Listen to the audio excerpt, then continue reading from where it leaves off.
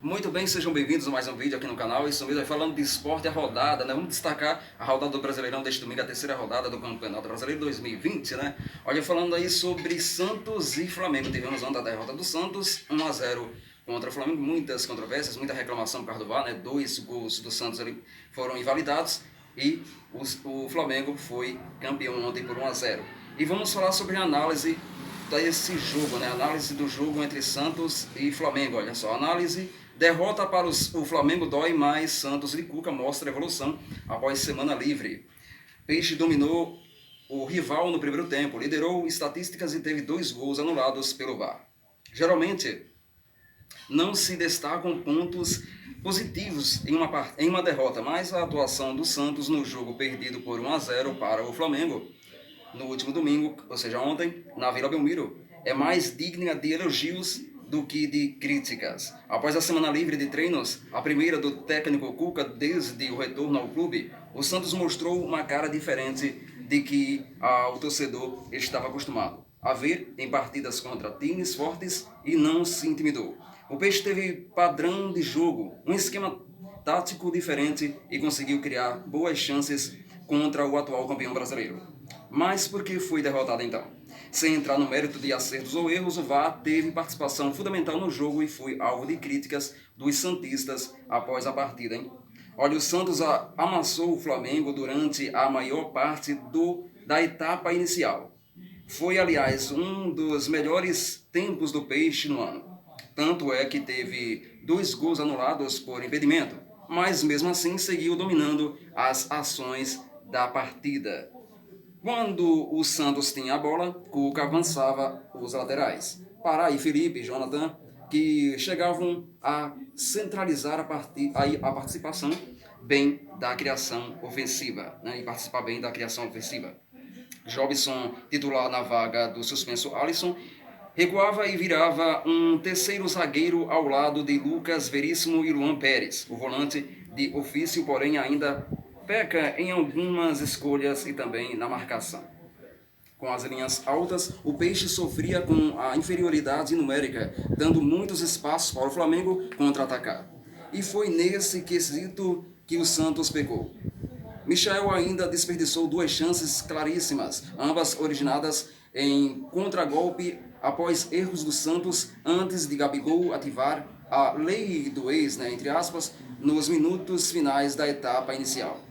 O gol do Flamengo foi originado em uma falha de Felipe Jonathan, que perdeu a bola no campo de ataque. No segundo tempo, o Santos iniciou dando indícios de que manteria o ritmo do primeiro. Foram apenas indícios, a equipe não conseguiu ser tão efetiva e viu o jogo ficar equilibrado. Cuca mexeu no time, aumentou ainda mais o número de jogadores no campo de ataque, mas não conseguiu chegar à igualdade. Na melhor chances pegou rebote livre na área e bateu por cima. O número de finalizações do Santos e Flamengo, né, os números finais de Santos e Flamengo, finalizações: Santos 24, Flamengo 10. Os escanteios, tivemos 9 para o Santos, apenas 2 escanteios para o Flamengo. Passes completos, né, Santos com 375 passes, já o Flamengo 336. E de qualquer forma, no geral, foi uma boa atuação do Santos, que já volta a campo nesta quarta-feira contra o Vasco na Vila Belmiro. E alguns destaques são: João Paulo, né, foi novamente seguro, fez boas defesas e não teve culpa no gol sofrido. E também será difícil tirar dele a vaga de titular. Diego Pituca, em má fase durante grande parte da temporada, deu indícios de que está retomando um bom futebol, joga melhor como primeiro volante. Raniel aproveitou a chance dada por Cuca e fez boa partida, com movimentação e criação de oportunidades. Soteldo deixou a desejar. O venezuelano foi o jogador que mais errou passes no jogo, 13 vezes. Sanches também segue em baixa. Pode ir. Muito bem, agora destacando o jogo entre São Paulo, o São Paulo que jogou ontem contra o Corinthians, né? São Paulo venceu o Corinthians pelo placar de 2-1. Vamos à análise deste jogo. Bem, a análise deste jogo, São Paulo e Corinthians, é a seguinte, hein? São Paulo não encanta, mas mostra espírito de luta que há muito tempo não se via, viu? Olha só, Tricolor vence o Corinthians com gol aos 46 minutos e embala no Brasileirão. O São Paulo ainda não fez nenhum jogo de encher os olhos do torcedor e muito menos de quem não é torcedor do clube depois do retorno do futebol. Mas depois da eliminação para o Mirassol, nas quartas de final do Campeonato Paulista, que pegou muitos de surpresa, né? O elenco mostrou uma característica que há muito não se via no time, o espírito de luta. A vitória conquistada aos 46 minutos do segundo tempo sobre o Corinthians ontem foi a maior prova disso, mesmo após levar o empate em uma falha de Volpi, que poderia desestabilizar por completo o time. O São Paulo manteve a tranquilidade e soube administrar a partida. As mudanças promovidas por Fernando Diniz deram força à equipe. Não por acaso, 4 garotos revelados na base: Brenner, Toró, Igor Gomes e Luan. O gol da vitória foi marcado por Brenner, após cruzamento na medida de Toró. A comemoração deu um panorama desse ambiente de luta que vai se instalando nos jogadores. O atacante tirou a camisa e celebrou com raiva. Os demais jogadores explodiram no banco de reservas e correram para dentro do campo. A mudança de postura não é apenas deste duelo, mas também nos 2 últimos jogos do Brasileiro, as vitórias contra o Sport e Atlético. Os resultados magros por 1-0 obrigaram o São Paulo a se segurar na defesa em diversos momentos e não se abater com a pressão.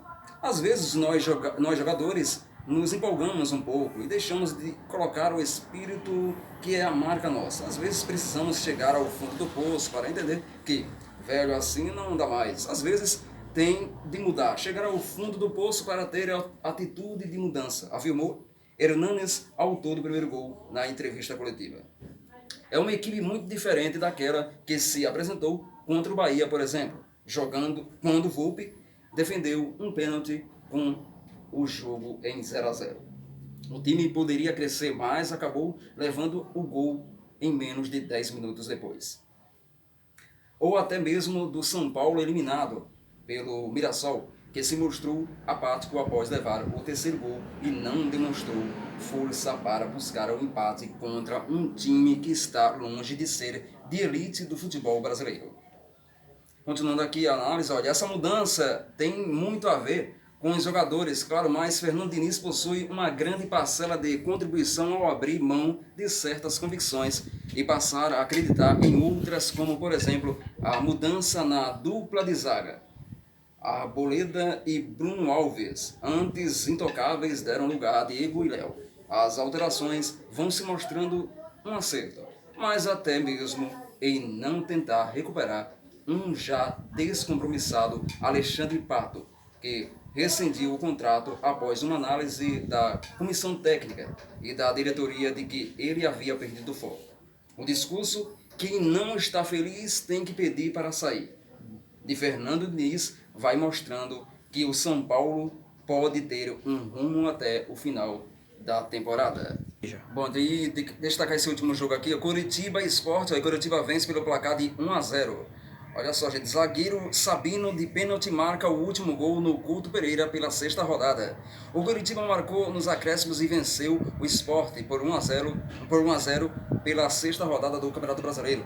O gol na final da partida foi do zagueiro Sabino de pênalti. Com a vitória, o Coritiba vai aos 6 pontos e saiu da zona de rebaixamento, agora na 13ª posição da tabela. O Leão estacionou nos 4 pontos e agora assumiu a lanterna. Na Sport chegou ao 5º jogo sem vencer, né? Olha só, aí jogo aí também, digamos aí, do Coritiba e Sport, 1-0, esse é o placar, né? A gente detalhou para você um resumo de algumas partidas de ontem, a exemplo, né, do Santos e Flamengo. Flamengo que venceu pelo placar de 1-0, né, pelas controvérsias, né, muita reclamação pelo VAR. O Santos que teve 2 gols eliminado pelo árbitro de vídeo, bem discutido por causa disso, mas o Flamengo, né, teve a vitória por 1-0 sobre o Flamengo, ganhou por 1-0 sobre o Santos. E também... Então tá aí, né, a rodada do Brasileirão, né, a 6ª rodada, tivemos aí jogos ontem. Destaque São Paulo e Corinthians. São Paulo ganhou pelo placar 2-1, destacamos aqui também. Destacamos o jogo entre Santos e Flamengo, né? Trazemos aí a análise, que está explicando bem na análise aí da rodada, né? A vitória do Flamengo, né?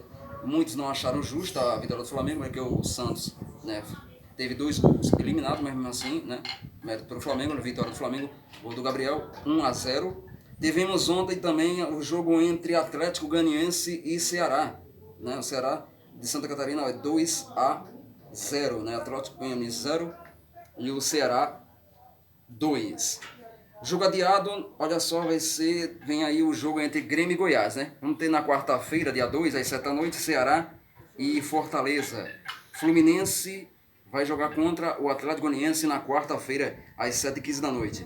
E vamos ter Goiás e Corinthians na quarta-feira, às 7h15 da noite, dia 2 de setembro. Falando aí do Corinthians, né? O São Paulo que vence, aliás, é isso mesmo, o São Paulo venceu o Corinthians, né, pelo placar de 2-1, também destacamos aqui no resumo da rodada de ontem, né? E o Palmeiras também que vai jogar também nesta quarta-feira. Então tá aí o resumo para você que está acompanhando aí, gente. Então deixa o like, compartilhe e deixa o comentário que você achou aí da vitória do Flamengo, né? A vitória do Flamengo sobre o Santos. O que você achou do áudio de vídeo, né, que invalidou 2 gols do Santos. Então, diga aí o que você achou nessa vitória do Flamengo sobre o Santos ontem, sobre o placar de 1-0. Então, destacando para você aqui no resumo da rodada. Então, valeu mesmo pela atenção e até o próximo vídeo.